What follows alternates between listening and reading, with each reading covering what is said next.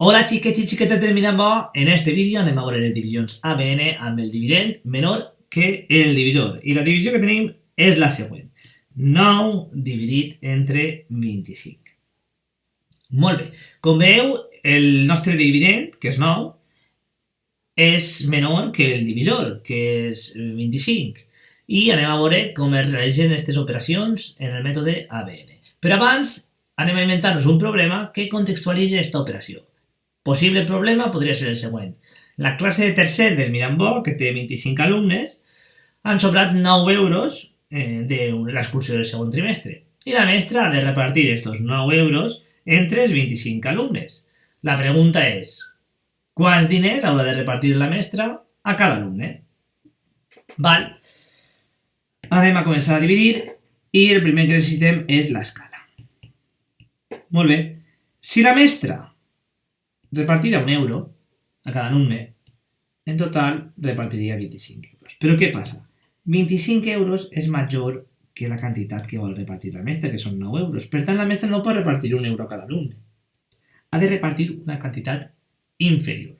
1 és una unitat i l'ordre de magnitud inferior a les unitats són les dècimes. Per tant, si la mestra reparteix una dècima a cada alumne, en total repartirà 2,5 euros.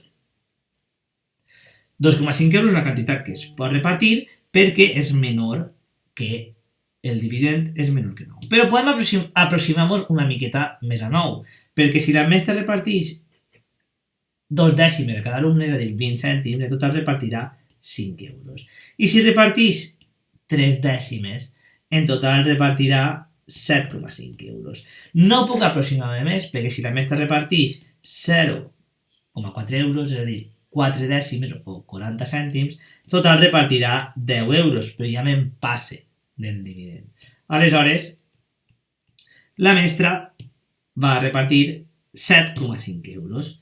Va començar a repartir 7,5 euros. I si reparteix 7,5 euros en total, a cada alumne li pertoquen 3 dècimes o 30 cèntims. Val? Molt bé.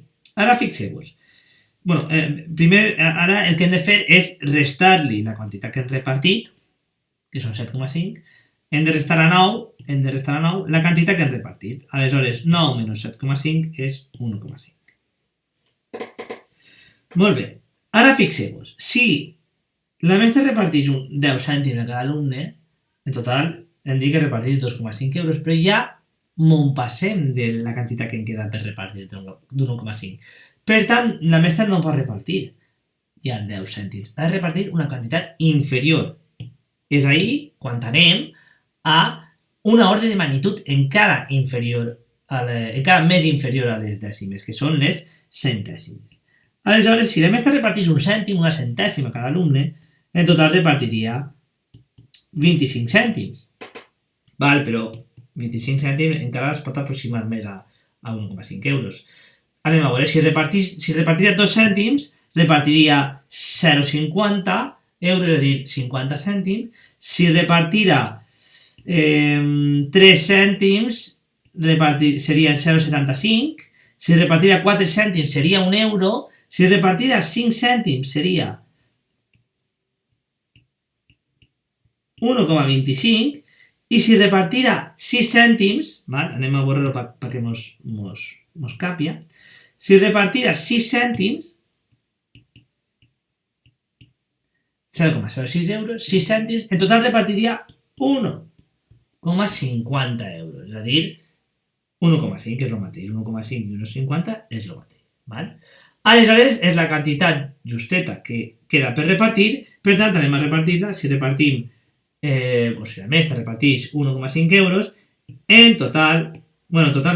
cada alumne li quedarien 0,06 euros, és a dir, 6 cèntims.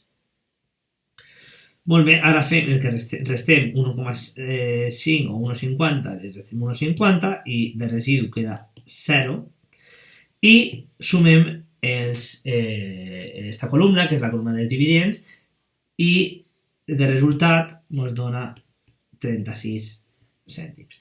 cada alumne rebrà de la mestra 36 cèntims, o la mestra repartirà a cada alumne 36 cèntims.